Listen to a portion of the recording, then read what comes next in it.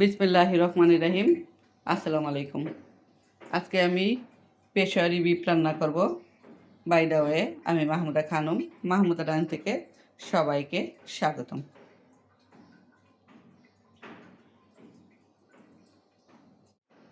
সাতশো গ্রাম মাংস নিয়েছি, একটু পিস বড় বড় করে কেটে নিয়েছি।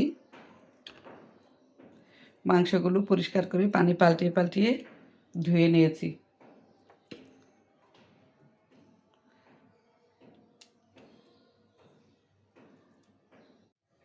দিয়ে দিচ্ছি আলু। 3টা আলু নিয়েছি, মাঝখান থেকে ফালি করে দিয়েছি। 6 টুকরা আলু। আর দিয়ে দিচ্ছি নাগামরিচ, দিয়ে দিচ্ছি কাঁচামরিচ, দিয়ে দিচ্ছি পেঁয়াজ,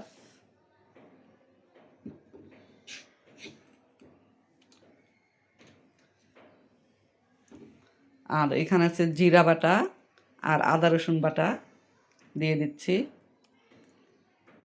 দিয়ে দিচ্ছি স্বাদ মতো লবণ।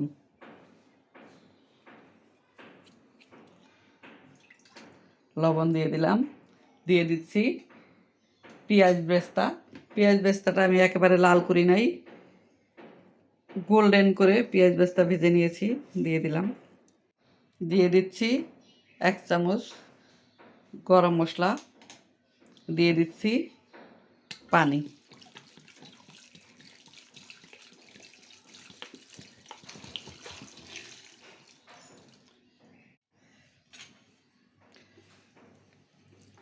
সব শেষে এখন দিয়ে দিব ঘি।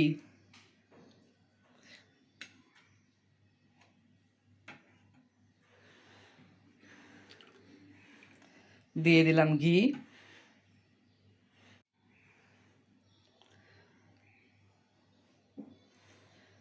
ঢাকনা দিয়ে ঢেকে প্রথমে 10 মিনিট হাই হিটে রান্না করব, তারপরে লো হিটে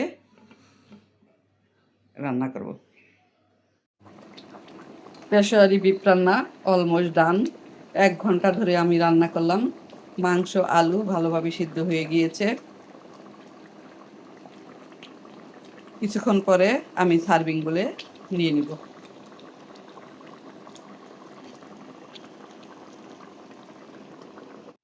এখন পেশোয়ারি বিফ রান্নাটা এই সার্ভিং বলে নিয়ে নিব। দেখতে মাশাআল্লাহ দারুণ লাগছে। চাউলের রুটির সাথে খেতেও আশা করছি ভালো লাগবে।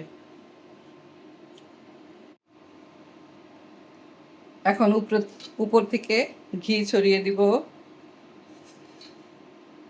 রান্নার সময় ঘি দিয়েছি, এখন পরিবেশনের সময় একটু ঘি দিয়ে দিব।